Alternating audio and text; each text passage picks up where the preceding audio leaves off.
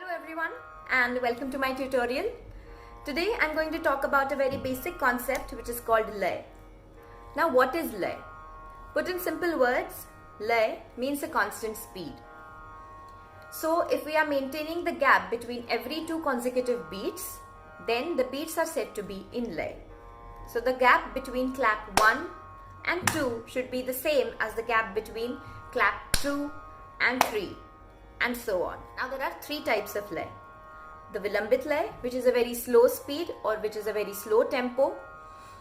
Second is the medium speed or Madhya Laya. And third is the fast speed called Drut Laya.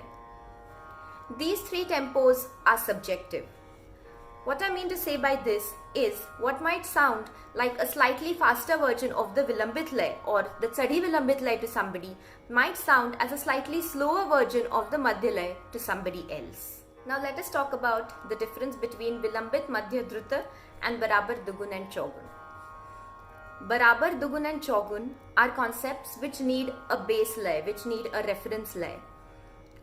Barabar or Ekgun is also called Thaha. Thaha means Teherav, which means stability.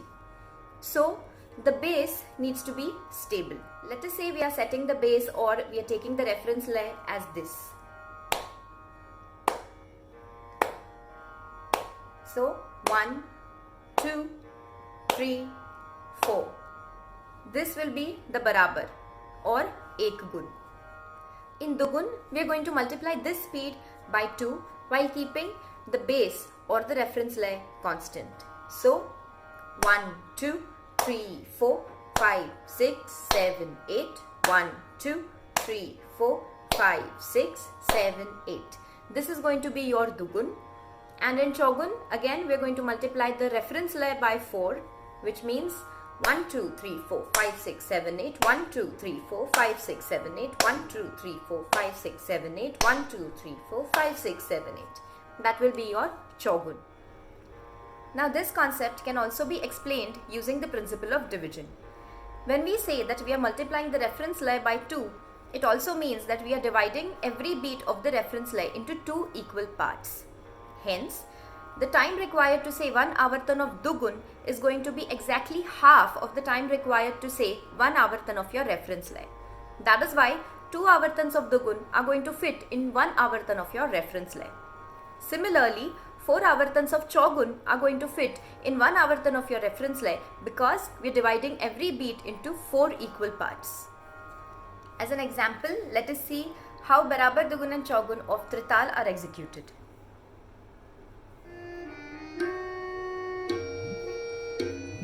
Barabar, na, dhin, dhin, na, dhin, dhin, na, tin, tin, na, dhin, dhin, Dugun, na, dhin, dhin, na, dhin, dhin, na, tin, tin, na, dhin, dhin, na, dhin, dhin, na, dhin, dhin, na,